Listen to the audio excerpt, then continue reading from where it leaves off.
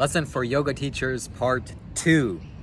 This is not only for yoga teachers, this is for the humanity in general.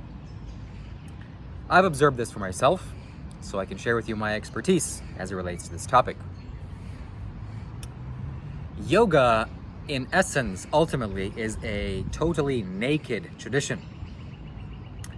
Yogis in India still carry this tradition. You can see yogis totally naked, walking around and walking up mountains, and they live their own life there. Of course, this is not possible, or I would even say natural, for a human being to do, because there are evolutionary advantages to wearing clothing.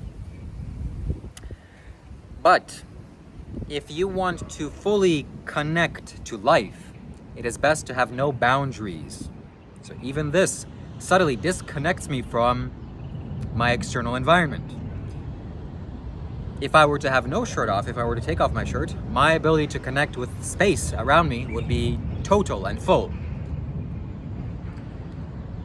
So because we still need to wear clothes, etc., it's best, or it's wisest, to wear clothes that are of suitable material, which is to say, cotton clothing, or clothing that is made out of natural ingredients or organic ingredients.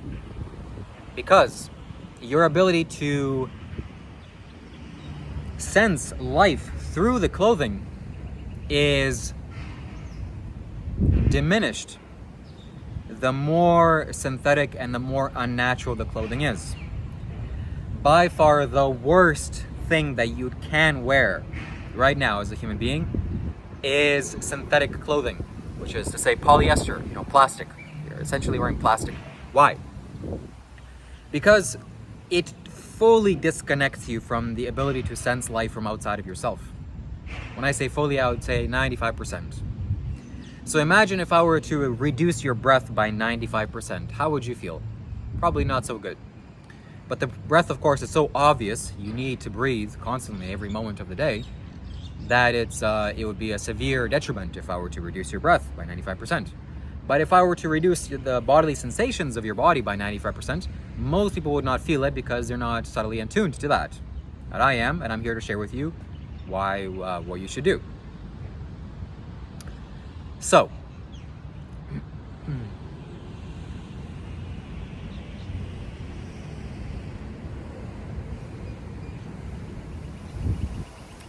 in the Western countries, you see yogis and yoga instructors in quotes. They're not really yoga instructors.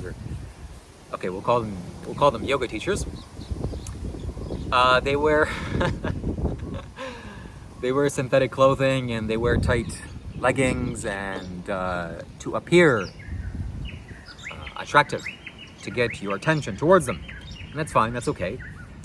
But you have to fully understand that it is not the appropriate thing to do as it relates to nature.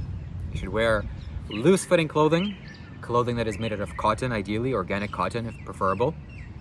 And you should stay away from synthetic clothing at all costs. Now, is synthetic clothing useful? I was thinking about this. Maybe if you were to travel to Mount Everest and it's freezing there, and you need clothing that fully insulates you from the external environment, then maybe yes, it's appropriate to wear synthetic clothing. And personally, if I was there, even in my experience, I prefer not to wear synthetic clothing. I don't think I'm going to wear synthetic clothing ever again in my life. So that's it. As a yoga teacher, you should not wear synthetic clothing. You should not wear tight clothing also, because the looser your clothing, the more of your body's ability to naturally breathe and to connect with life. Now I'll give you a little bonus tip. I've just learned this here in Cairns, how valuable it is to walk barefoot. You see, your body is consuming the environment, the natural environment, always, at all times. And if you wear constricting shoes, your ability to absorb the electromagnetic electricity from the ground is impossible. Whereas if you walk barefoot, your ability to breathe life in from the soles of your feet, and your ability to eat life from the planet is greatly enhanced. So walking barefoot definitely has helped me, and it is something that you should consider doing.